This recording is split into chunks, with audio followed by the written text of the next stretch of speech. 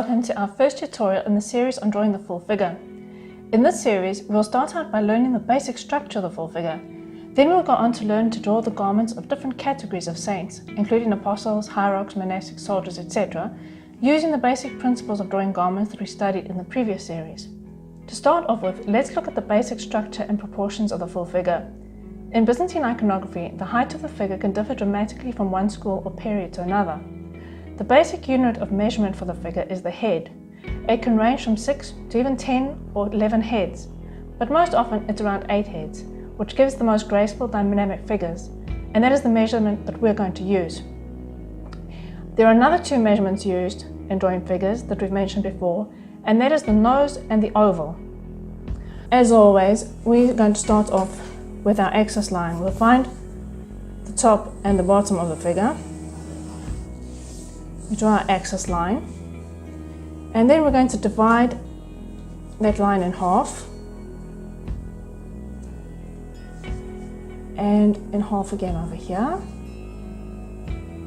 and in half there, and there.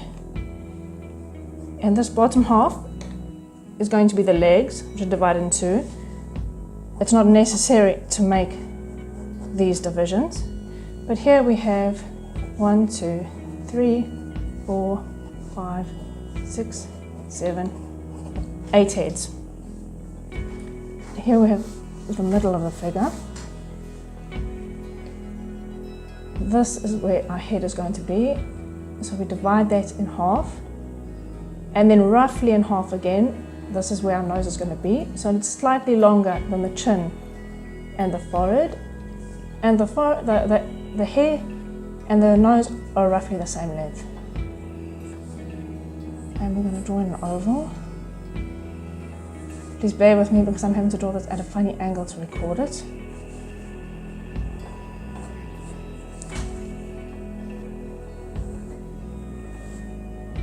And this figure we're drawing symmetrically, basically just to get the proportions. Now, one nose length down is our shoulder height.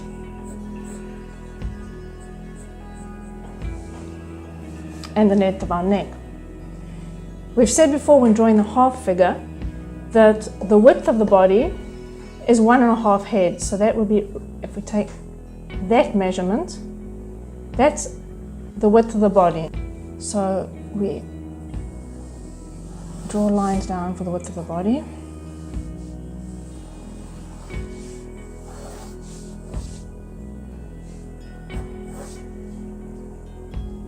This is our shoulder height.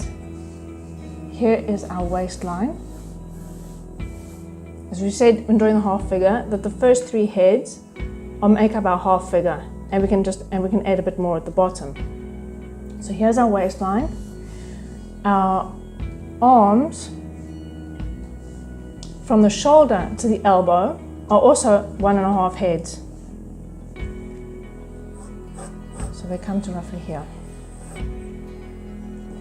And from the elbow to the tip of the fingers is another 1.5 heads. So we'll have our hand coming up here. And we've said that the hand is an oval length.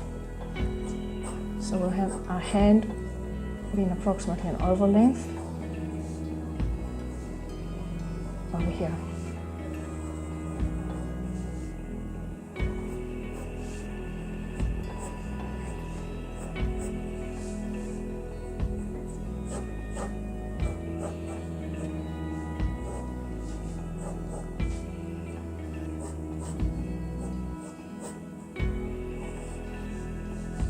We have our 1.5 heads, comes to here.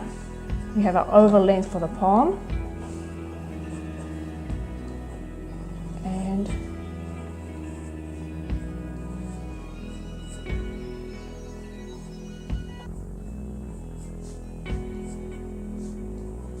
we have our hand over there.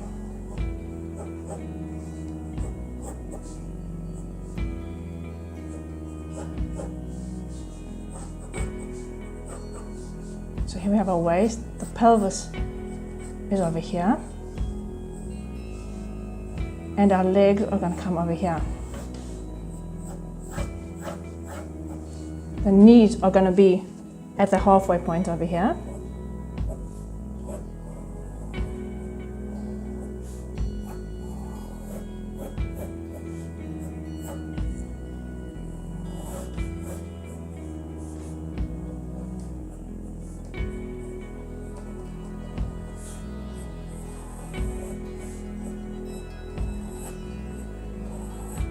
Lower leg over here.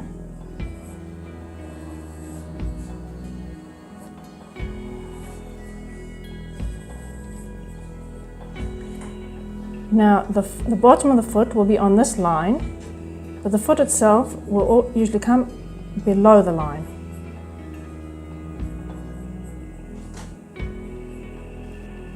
And almost always at a transverse angle. The length of the foot is approximately one oval.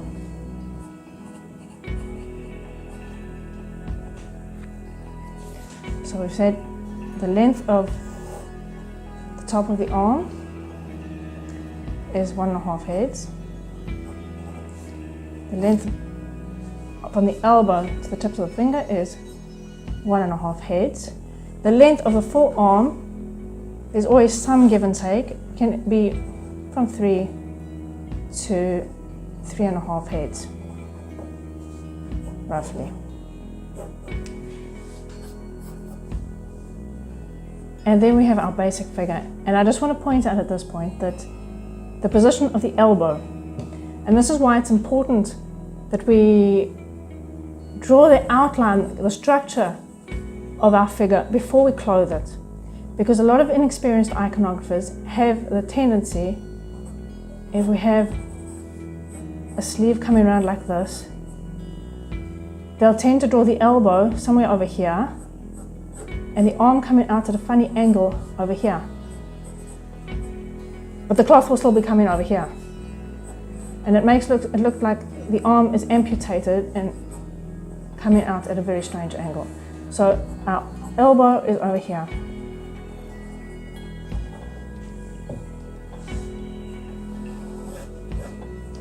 Now that we've got the basic structure, we need to bring it to life and off the surface so the figure can relate to the viewer. In an icon of a single saint, the figure will usually be moving to the left, and the gaze, creating a counterbalancing effect, will be moving to the right. This is because in our culture we perceive movement from left to right as a movement towards us, while the opposite movement gives the sense of movement away. Of course, when we have multiple full-length figures, other compositional rules come into play, but the important thing is that the figure is posed in a dynamic frontal pose so that it is projected off the surface and into the same time and space as the viewer. This is one of many elements that the Byzantines borrowed from classical and Hellenistic art, and while it was found in iconography of the pre-iconoclastic period, it became established in post-iconoclasm during the Macedonian era. So let's now take a look at a couple of dynamic ways of drawing the full figure. One way is to draw the figure on a slightly curved axis. So we'll start with the basic setup for our figure. Our axis line, top of our figure, bottom of the figure, divided in two, and again over here.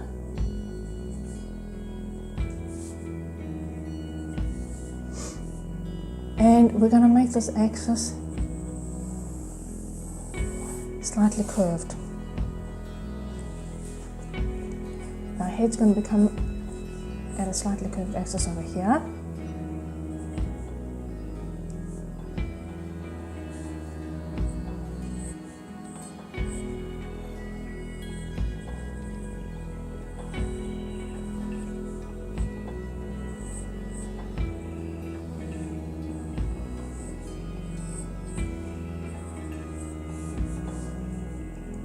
Our shoulder line will be over here, but we're going to make it at a bit of an angle to bring it to life.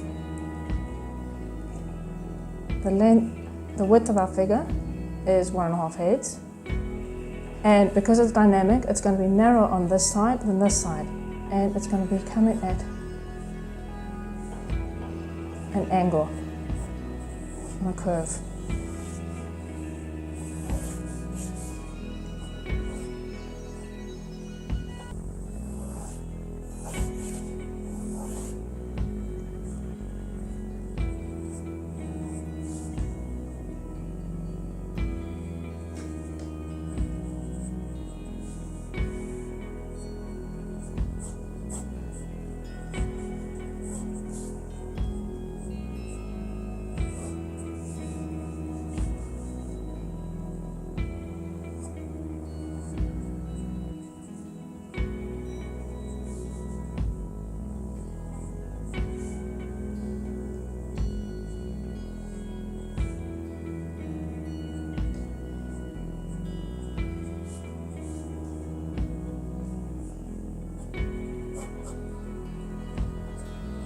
So our arm again to the elbow is 1.5 heads.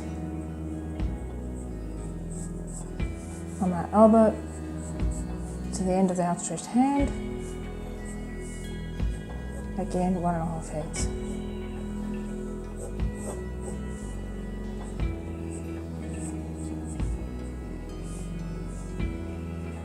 The length of our hand, we said, is an oval.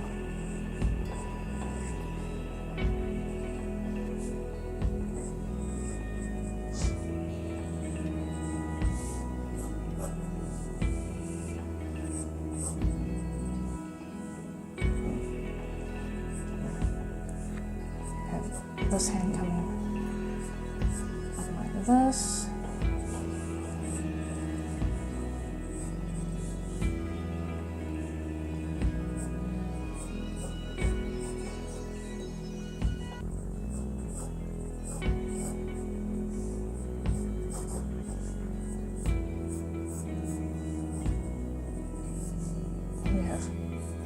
Pelvis,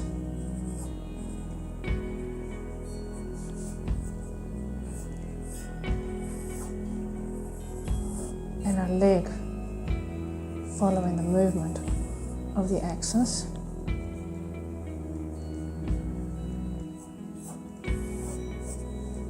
We have the knee over here.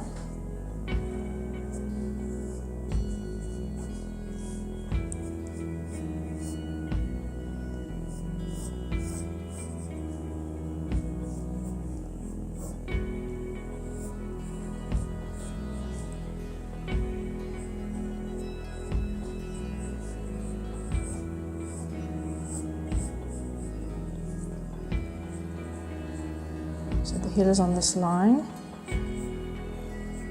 and the foot will be coming out like this.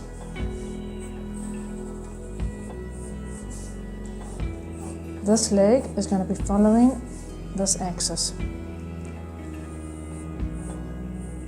Here, the knee.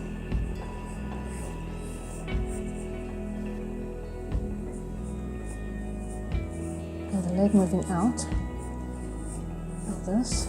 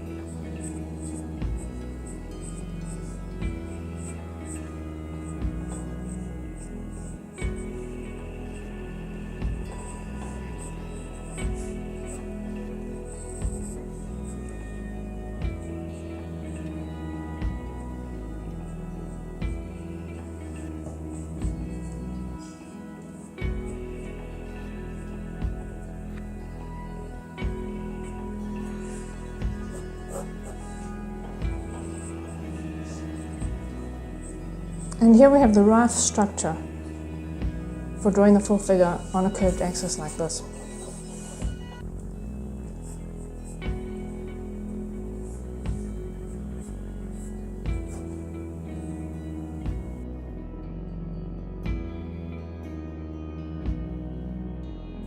The Byzantines often used the classical pose on an S-shaped axis where the body and head are joined in the form of an S, which may be inverted depending on the direction the figure is moving. This gives the sense that the body, while immobile, is also in a dynamic movement, creating the impression of flow and rhythm which projected towards the viewer.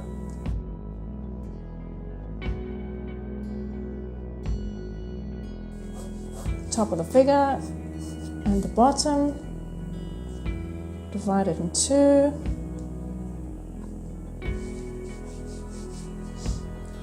And then here, head.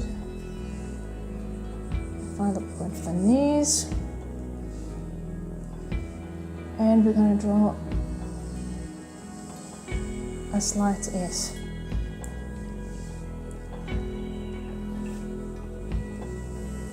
So we said the width of the body is 1.5 heads. Our head's going to be following the length, the angle of the S-shaped curve. So find our oval.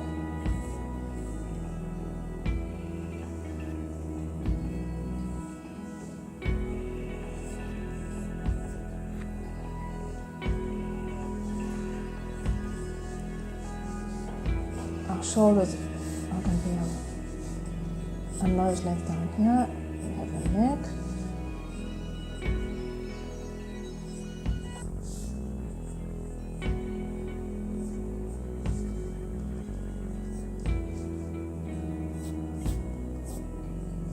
Again, 1.5 heads.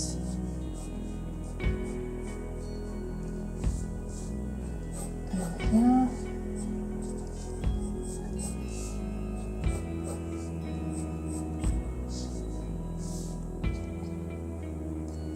Our oval.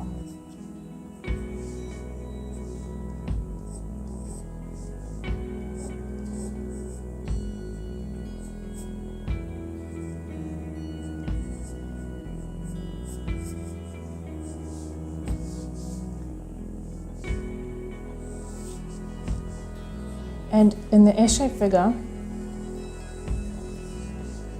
the body is supported by one leg, which follows the axis, giving the figure a sense of stability.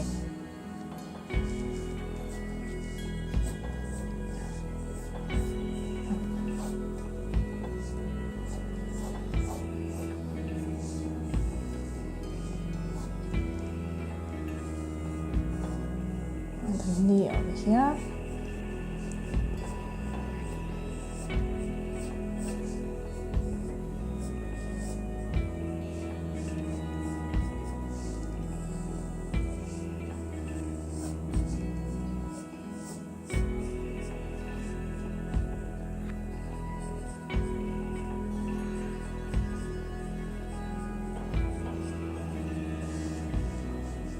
This leg will be following the movement of the axis,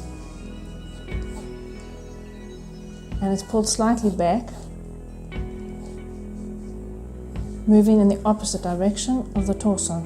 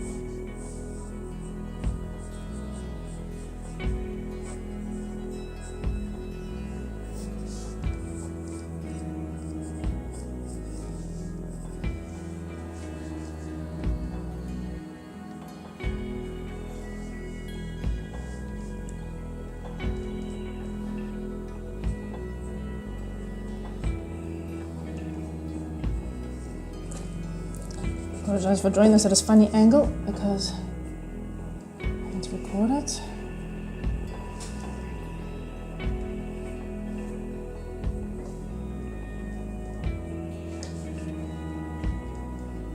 And remember, because of the dynamic motion, everything on this side will be slightly wider than this side.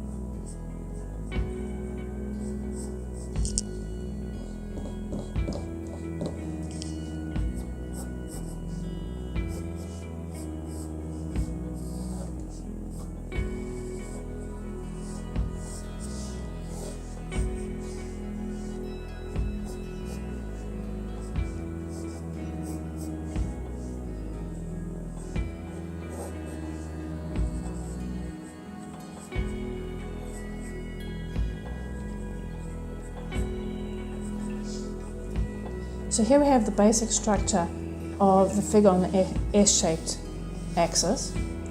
In the following tutorials, we'll look at how to clothe these figures. I hope you've enjoyed this tutorial. Till next time, keep drawing.